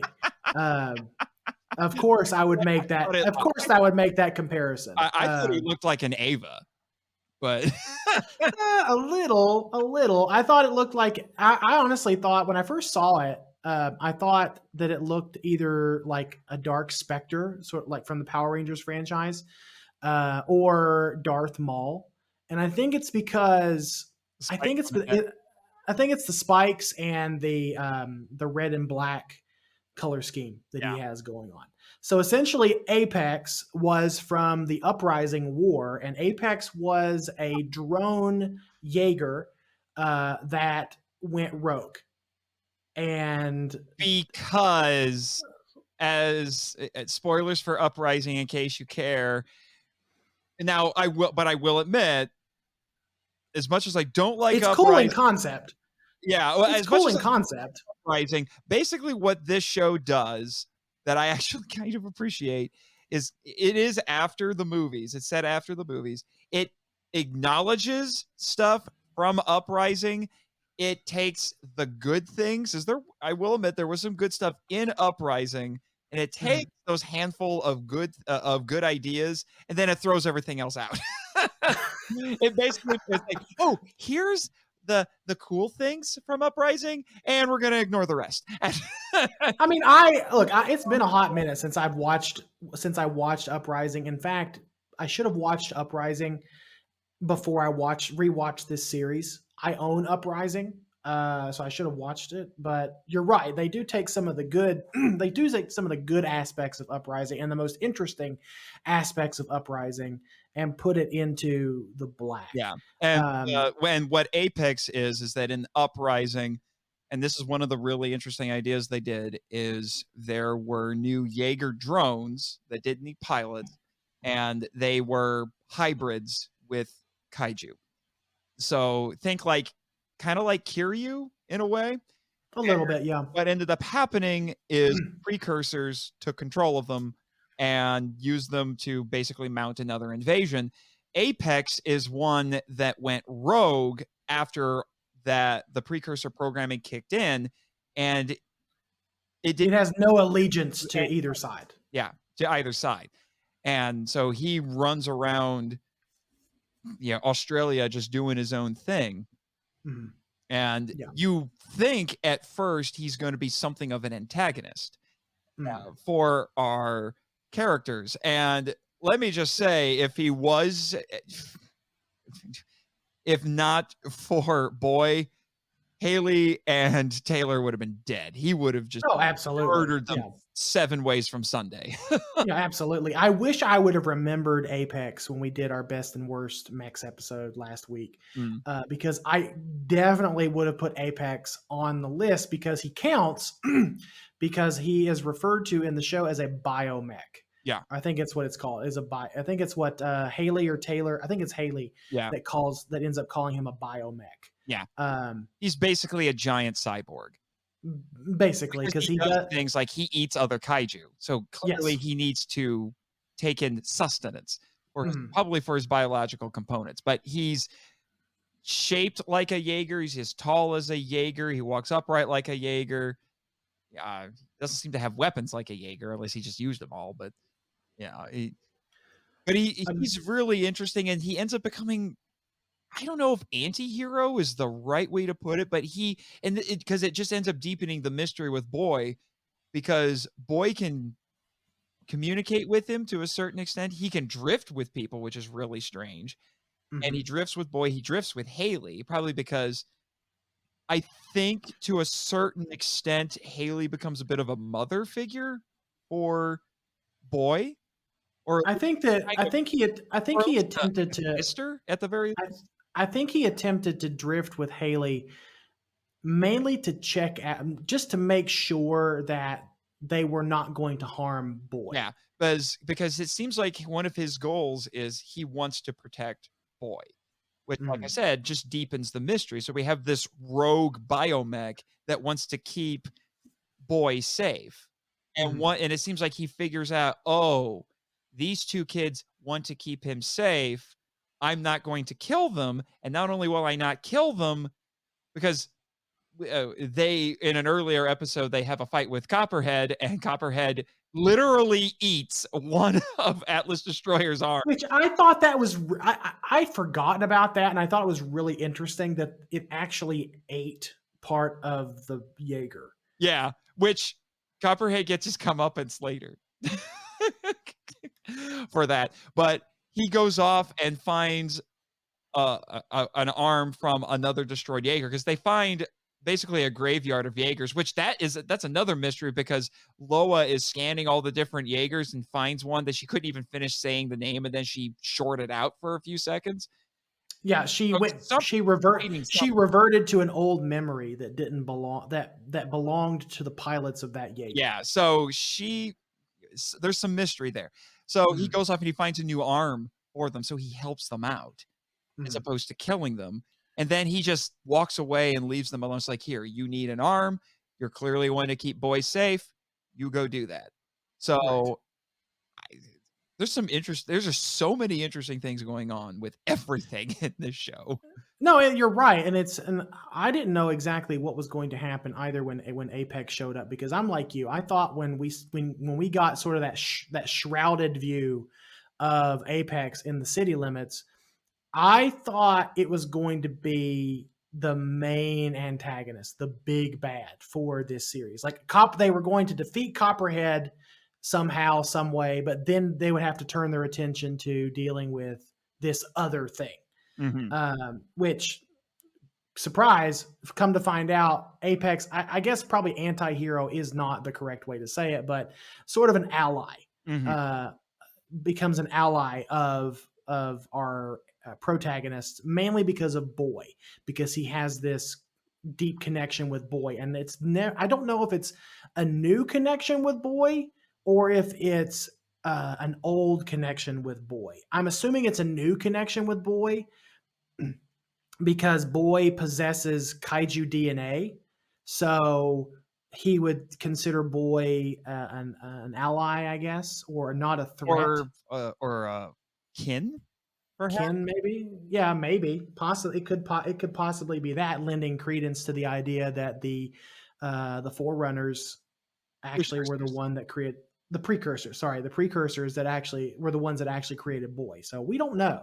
There's a lot of mystery going on with Apex and Boy and that whole situation. So I really liked Apex. I like the design. I like the implementation of the character within the show. He doesn't get a ton of screen time, but the screen time that they use for him, or it, I should say, is very effective. Yes. Uh, Yeah, he has a presence when he's on the show. right. Exactly. So, Nathan, we've talked a lot about the stuff that we really, really, really like about this show. So let's dig in and try to add some negativity mayonnaise to. Negativity mayonnaise. No. Let's not say mayonnaise, because I actually like mayonnaise. Let's add some negativity onions or some negativity pickles on top of this Apologies to positive. all the onion and pickle lovers. Right. So let's talk about some of our negatives. So Nathan, what were some of your negatives for Pacific Rim and the Black? I'm not a big fan of the music in this one, the score. It's serviceable, but when you compare this to what honestly has to be one of the best film scores of the last 10, 15 years with the original Pacific Rim, it's a far cry from it. It definitely feels, it has the same feel, but it's not nearly as memorable. Mm-hmm. So I can agree with that. The random insertion of that pop rock song when they were in the restaurant from the jukebox songs, that was a little weird. I like that from as a story beat. I've heard some people complain about it, but I like that as a story beat. But yeah, the song is a little bit weird, because I'm like, is this licensed music, or did they make this for the show? Yeah, and one of the complaints I had when I watched the Godzilla trilogy, among many things, many thoughts that I have about that trilogy that I won't go into here, out of respect to my co-host, because you love that trilogy. One of the things that I did not like with it, that I found not as jarring with this, but it was still there, was sort of the clunky animation.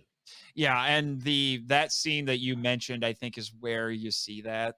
Right. The dance That's why I brought it up, because what happens is May leaves and she goes off into another city. The kids get a distress signal from another Jaeger and they figure out it's their parents' Jaeger. So they go to the city and May is there. So they meet May in this rundown restaurant. There's a jukebox there. And boy goes over and pulls a Fonzie and hits it and it starts hey, and it starts playing music again. And he's never heard music before. And so he's really getting into it. And then Haley says, "Hey, let's have a dance party." So they start dancing. She gets her brother to do it, and they drag May out there because May's being a stick in the mud because, May is, the self-loathing character in this. And so they drag her out there and they all have this little dance party, and the dance animation's a little bit awkward. Like, I'm just a little awkward, or just a whole bunch of awkward? I'm trying to be polite, but But no, I don't understand. It's like, why are you able to animate these action sequences amazingly, but when you have to make characters do dance moves, it's weird? yeah, you can obviously tell that they invested a lot of energy in animating the kaiju, and it's not terrible, but our human characters seem really stiff, and I think it's just that. I just think it's that 3D animation, the 3D animation similar to what we got with the Godzilla trilogy, that I dislike it. I don't know. I can't quite put my finger on why I dislike it. It just seems really stiff. Yeah. And then when you get series like the Ultraman anime, where that doesn't seem to be as big a deal. The Ultraman anime had its own set of animation problems. They clearly put a lot of effort into making the fight scenes in that look amazing, but when the characters are doing other things, they look a bit weird. You think it's just the medium of that 3D animation style, or is it something else? I don't know. I think it's just those studios' priorities, because there are plenty of animation studios that can basically make everything look great, but not everybody can be Pixar. Well, Pixar is just great at everything. So, which is true. So, what are some other dislikes for this show? I'm just going to throw this out there. Haley and May pick up on how to drift and pilot Jaegers surprisingly quick and efficiently. And there's the first time I watched the show, I watched it with Jessica, my pseudo sister, and she loves Haley. And there's this bit where Haley basically just skips over, like, this automated program gets started with Loa. It's like, oh, here's 6 months worth of training, and she just skips all of it just because she wants to get the robot working, because she's impulsive. And so she ends up paying a price for it because of what ends up happening after that. So, so it's not a case of she's just great at everything. No, she pays dearly for it, because she does. Yeah, she does. Which is the reason why I could forgive her brother is supposed to have had at least a little bit of Jaeger piloting training. They are clearly outmatched at basically every turn of the series. So, but my point is that both of them are able to do it surprisingly well, and I think there's a little bit of plot convenience there for that, but I let it slide because, like I said, it works thematically and there are consequences to what they're doing. In fact, I mean, you could see it from a mile away. You could see it from I could already tell what was going to happen when I first watched this series, when you have Shane going through all of his soldiers trying to drift with Taylor, and all of them fail. Obviously, actually, they were waiting. That wasn't Taylor. Oh, I'm sorry, not Taylor. Taylor. Yep. See, you've ticked off Jimmy. I'm sorry, Jimmy. Yes, it was not Taylor. It was the other. It was Joel who was Joel. Favorite character in this show. That's right, because Taylor had to see what happened to Joel. Joel was, or not Joel, but Taylor was still in captivity or being held. Yeah. He was being withheld access to the Jaeger at that time. So thank you, Jimmy. This is one of the rare times that I will say You are correct. It was. It inflated his ego too much. Oh, I try not to, because I've seen what he's like when his britches get a little bit too big. Well, I mean, he seems to think he's so cool because he survived the war in space when everyone thought he was dead for a hot minute. And anyways, yeah. Anyway, Joel is this other character who's a mechanic on Jaegers for Shane. He drifted with about 100 different people, and it turned his brain to mush. So there are consequences with this sort of stuff, which I really did appreciate. In that, again, expanding on the lore of the series and the universe. Yeah, and that was when I was talking about earlier that everything in this movie felt earned, except for I was a little bit confused in that part where Haley's kind of skipping her training and all that, and then all of a sudden she knows how to pilot, which we have already said they end up paying for that dearly because they're essentially learning as they go throughout this series. But that was the only part where I could honestly say it didn't quite feel quote unquote earned. But like we've already covered, they did make up. They did have to pay for it later on. Yeah. And I'm fine with characters being impulsive like that to try to get to the good parts or whatever if they pay a price for it later. Yeah, that same way. Same. I mean, that's neither here nor there. I can forgive it because of what transpires afterwards. Yeah. May is a little weirder, I will admit, because she even says, yeah, I've never done this before. And I'm like, okay, you just seem to think you'll be able to do this. So it plays around a little bit, plays around with the whole drift compatibility thing a little bit. But like I said, it feeds in thematically because she didn't want to open up to make the connection work. And both of them usually only do it for short periods of time. So that's true. That's true. So while we're on the subject of our dislikes, before we move into into a few more of our positives and our Godzuki score and our closing statements, I'm going to give you about 3 minutes to tell the audience why you hate Uprising and compare and contrast this series with Uprising. So ready, set, go. You have 3 minutes. Okay. Where do I even start? I'm trying to figure out if I want to go with stuff that's relevant to this show or just go into basically everything that's wrong with Uprising.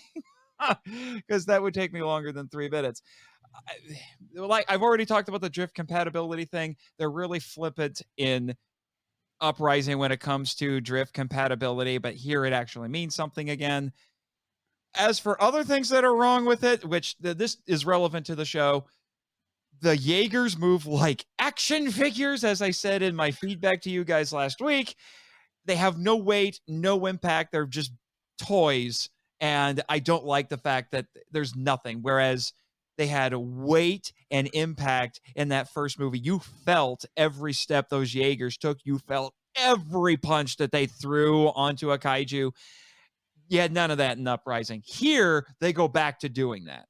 And you feel everything. You feel the weight of the robots as they're moving and falling over and things like that. Now, there are a few points where they do some kind of wacky stunts with the Jaegers in this. But again, like I said, still has weight and impact to them. And then there's some character things from Uprising that are not relevant to this that I could go into. Like, don't get me started on them killing Mako. That was when I checked out of that movie. I'm like, nope, I have officially turned against you. Nope, you killed one of the best characters in the first movie. No. Just no.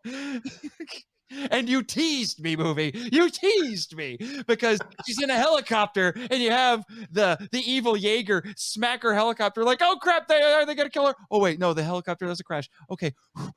Okay, we're okay.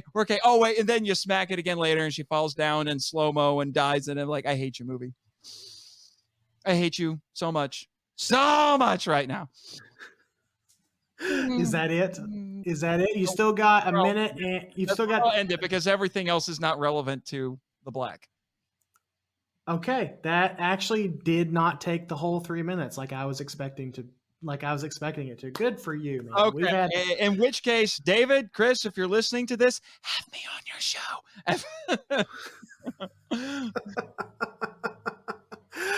because I know you and I have had many, many, many discussions about why you hate Pacific Rim: The Black and No, Uprising. why you hate Pacific Rim Uprising. I am so sorry, and why I think it's an okay movie. I'm sure that other guy that we were talking about earlier, who's on the Drift Space, he's probably going to send in an angry letter and tell you guys why I'm wrong. So, Are we talking about G? Yeah, we're talking about G now. yeah, yeah. So Nathan, before we get into our Godzuki score, do you have any last positivity things do you have anything last positive things to say about Pacific Rim: The Black? Weirdly enough, I'm looking over my notes and I think I got basically everything. I like the callbacks that they had, not only to the Uprising, but to the original movie. Yeah, they mentioned that because another concept that they introduced in this that is really interesting is ghost drifting, which is basically flying a yogurt, flying a yogurt, piloting a Jaeger. Flying a yogurt.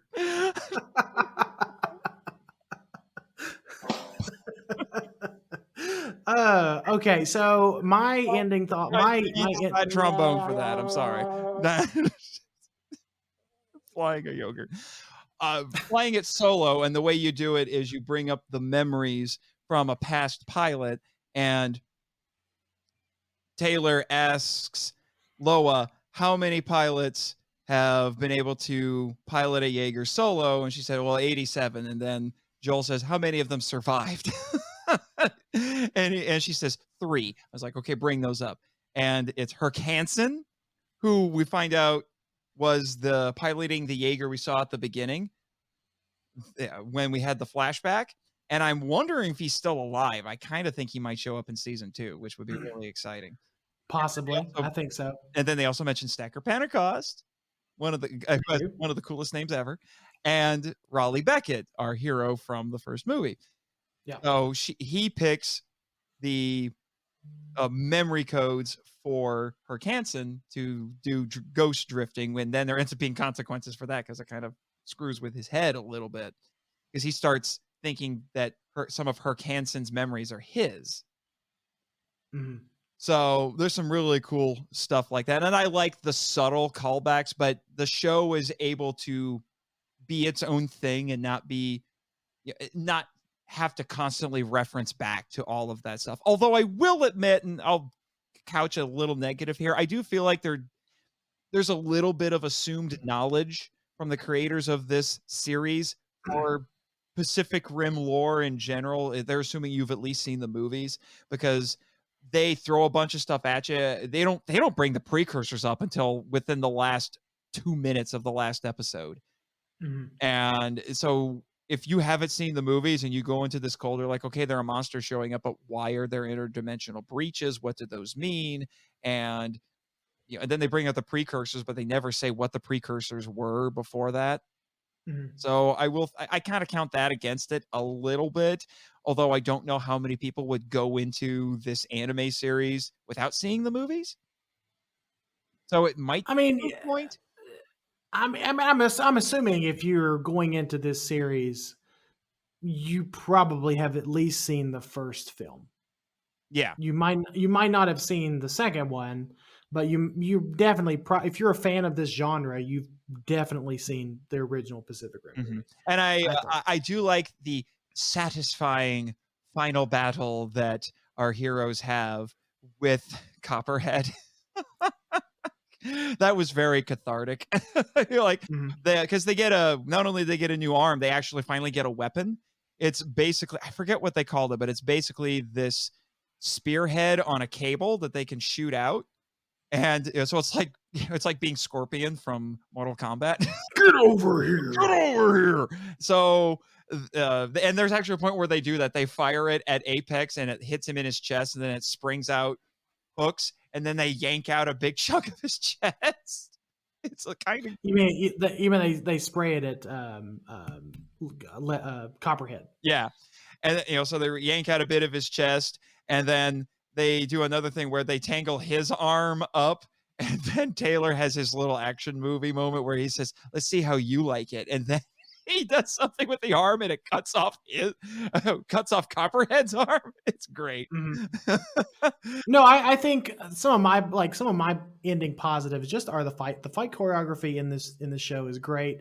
Obviously, this is a show that pulls in people who are interested in kaiju, giant monsters, and mechs.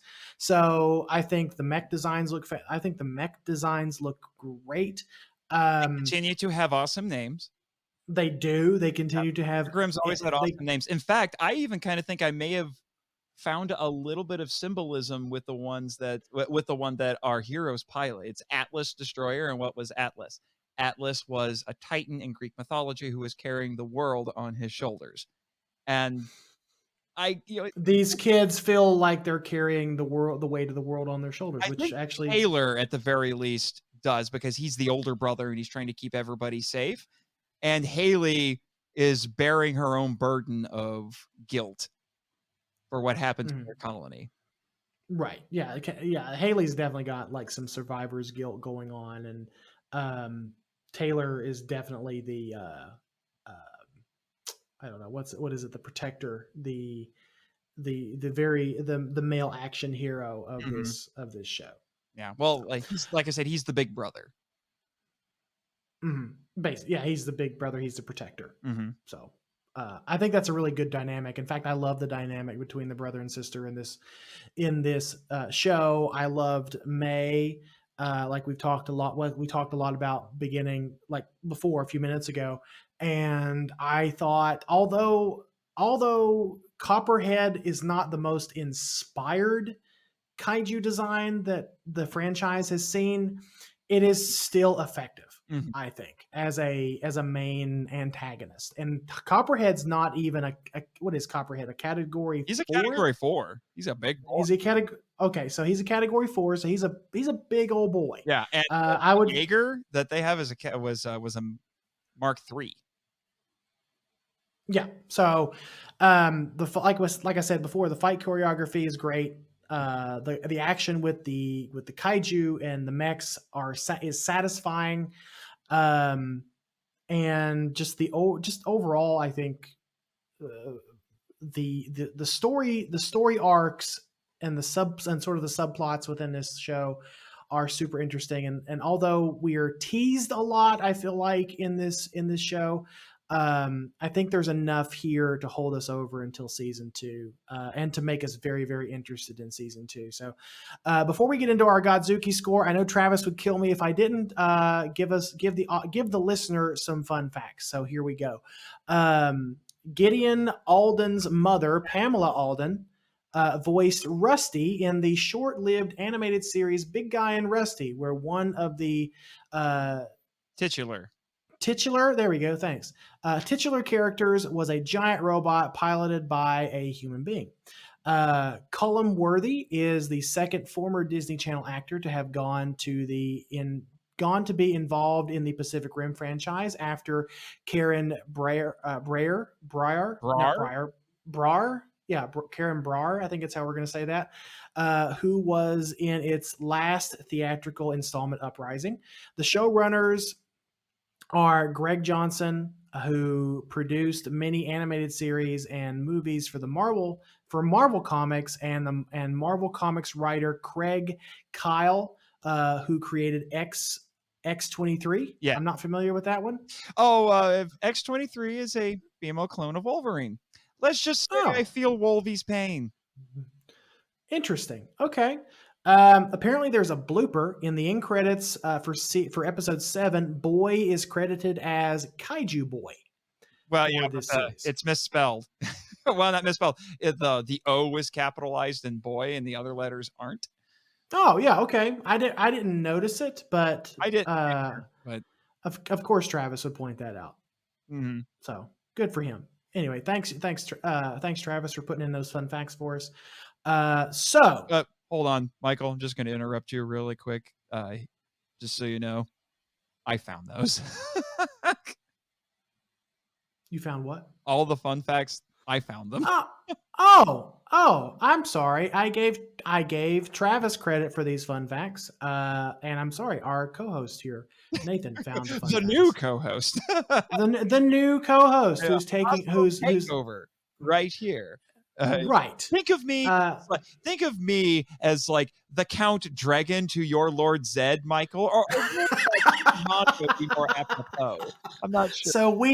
So we were both rivals in high school and rivals trying to conquer the universe. Gotcha. Yes. Okay. Sounds fair. And apparently you're scared of me because I'm more evil than you. That's debatable. Oh, I can get really come at me, Lord Gatekeeper. You're not going to goat me this time, Nathan. Although I want to really badly. So there's your cold. Come at me, Lord Gatekeeper. So for Pacific Rim the Black, Nathan, what is your Godzuki score? My Godzuki score is 4 out of 5. Okay, and why? Like I said, it's infinitely better than Uprising. It's closer to the original movie, but it goes in a much different direction, and it expands on the lore and everything. But I'm reserving Final Judgment till the story is completed in season 2, so that may affect my final rating for it. It could go up or go down depending on how well the show finishes and how well it pays off all of these dangling threads and mysteries. That's fair. But and I love these characters, and I'm invested in these characters, and I can't wait to see more of their story. Okay. And for if you're new to the podcast, I should have probably said this before we started our ratings system, Nathan. But if you're new to the podcast, we like to rank our movies and television shows out of 5 Godzukis because we like to embrace the sillier side or the more lighthearted side of this genre. So that's why we rate them against Godzilla's bumbling nephew from the Hanna-Barbera cartoon. So for Pacific Rim the Black and my Godzuki score, I'm going to also give it a 4.5. I think this is a very accessible anime series and you don't necessarily have to be a fan of the franchise to enjoy it. I'm gonna venture off and say that it's still very, like I said, it's very accessible to general audiences. If you're already interested in the giant robot, giant kaiju, or giant monster genre, you're really going to enjoy it. There's a lot to love with the characters, the story, and like you, Nathan, I'm just kind of waiting for season 2 for some of those character arcs to eventually pay off. Mm-hmm. So that's why I'm giving it a 4 out of 5 Godzukis. Mm-hmm. So, I'm sorry.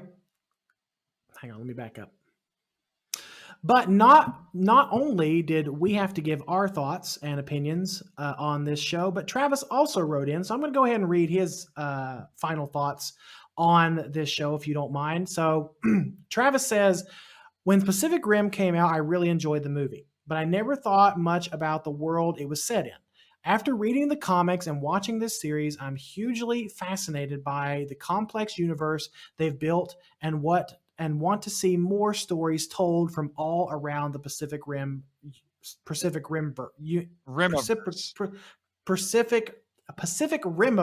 There we go. If you go into this series expecting nonstop kaiju action, you will be disappointed. The series is ultimately a human story about survival and family with just a tiny smidge of kaiju fights, which I think is a fair critique because there is a substantial amount of kaiju fights in this, or there is a substantial amount of kaiju action that does satisfy that itch. But like Travis said, if you're coming into this thinking it's going to be like the movies and it's going to be nonstop one-on-one fights between a mech and a kaiju, that's not what you're going to get here. You're actually going to get sort of a more complex story from Pacific Rim the Black. So, Mhm. all right. With that said, Nathan, do you know what time it is? Is it mail time? It's the mailbag. What's in the mail today?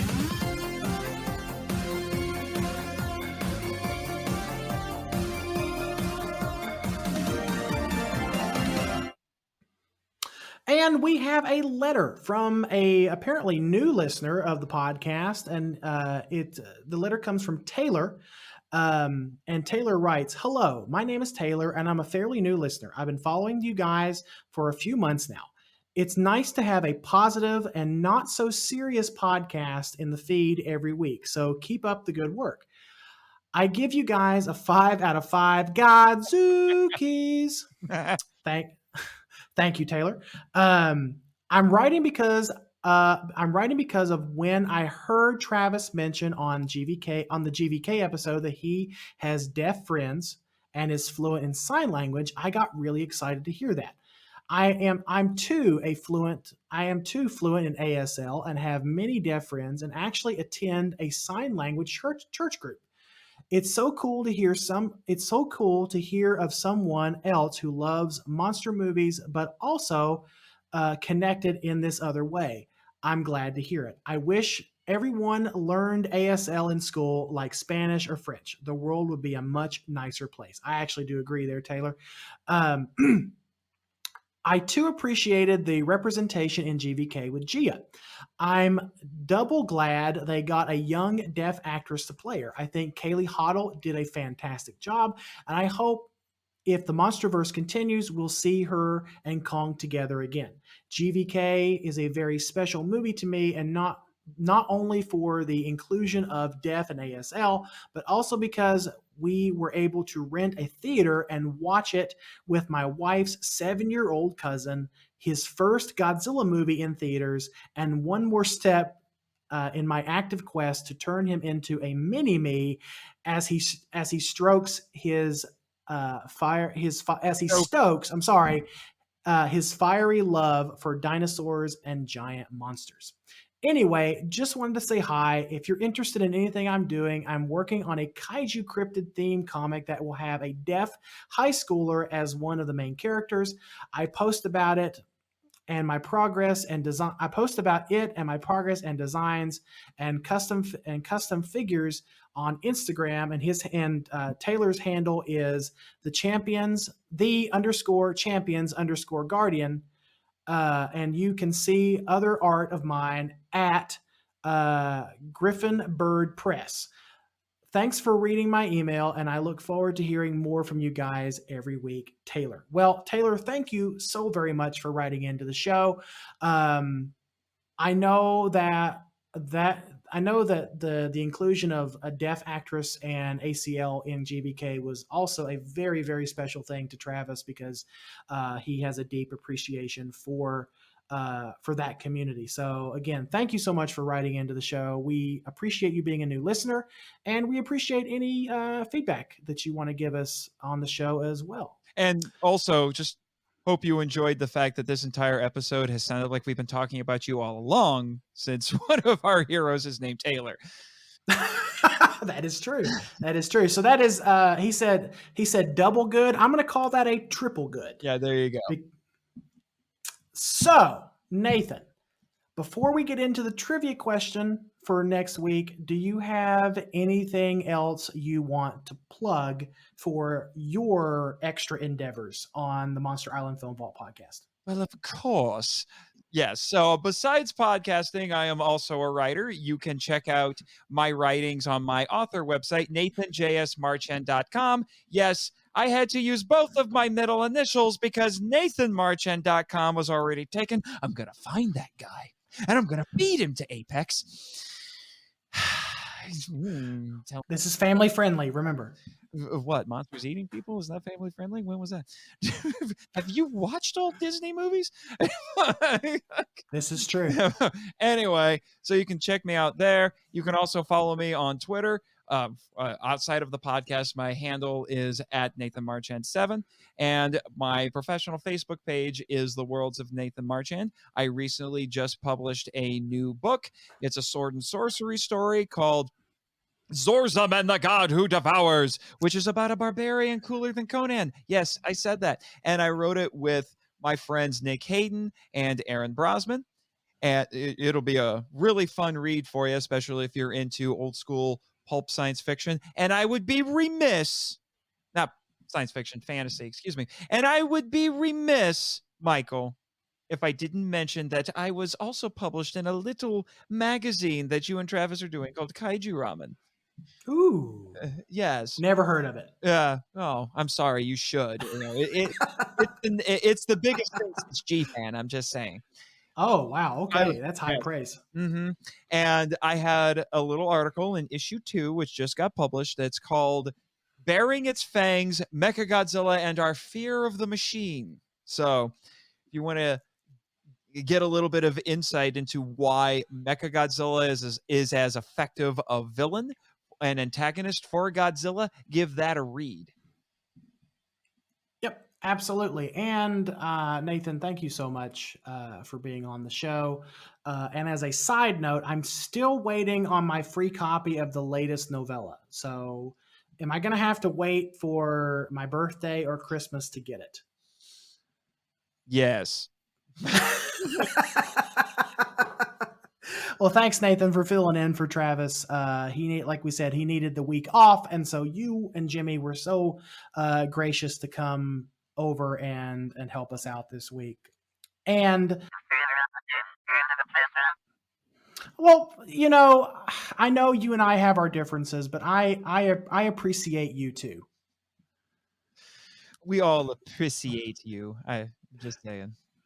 And I unironically appreciate you too, Jimmy. Yeah. So that does it for our discussion of Pacific Rim: The Black this week. And for what we're going to be covering next week, we are going to be reading off the trivia question. And again, for anyone who's new to the show, we like to ask trivia questions that lead into the topic that we're going to be covering next episode. And we're going to be posting those on Facebook and Twitter so that you guys can give us your fun, funny, and serious answers that we can read out live each and every episode. And the trivia question for next week is, what movie gave Orson Welles a Scatman Crothers? Let me read that again. What movie gave Orson Welles and Scatman Crothers their final film roles before they died? So again, I'm going to say we will post those trivia questions to our Twitter feed and on the Kaiju Groupie Facebook group. And you can give us any answer you want, whether it be funny, serious, or just weird. Here, I'm looking at you, Elijah. And we will read that live on the next episode. And before a little hint for you, for those of you who know me really well, this movie features one of my favorite songs. In fact, for a while, I kind of thought of it as my own personal theme song. Just saying. Huh, I didn't know that. All right. And next week, we are going to be having another special guest on with us to talk about that film. So please check us out next week as we have that discussion. I don't know where else to go from there. Do I know the special guest? No, I don't think so. And before we go, I want to say thank you to everyone for listening and sharing this podcast with your friends. If you want to follow us on Twitter, we are Kaiju Weekly and Kaiju Groupie Pod. All the links to our social media as well as the Kaiju Groupie Facebook group are listed in the description of this episode. If you can send questions, comments, and answers to the trivia question to our email, kaijuweekly@gmail.com. A big thank you to everyone who has supported Kaiju Ramen Magazine so far. Issue 2 is out in digital form. Issue 2 in physical form will be released very, very soon. We did get our proof from the printer a few days ago, and they are in transit. So please watch out for that announcement. If you want to find out more about Kaiju Ramen Magazine, you can go over to our website at kaijuramenmagazine.com. If you want to help support this podcast, you can and get some nice bonus content. Check out our Patreon page at patreon.com/Kaiju Weekly Pod. And of course, as always, there is one more thing that people can do to support this podcast. If nothing else, head on over to Apple Podcasts and leave us a 5-star review. And if you do so, we promise we will read that feedback on a future episode. So Nathan, thank you again so much for showing up on this episode. It was a great discussion for a great television series. And I'm absolutely looking forward to having you back. And even Jimmy, I'm looking forward to having you both back very, very soon. Yes, and I can't wait to come back because #winning. All right, so the only thing left to say is to help control the giant monster population, have your copperheads spayed or neutered? Okay. Get over here. I just You're gonna need I think you're gonna need a big pair of scissors for that. Yeah. Jaeger scissors. Mm-hmm. Bye, guys. Thank you so much. Bye.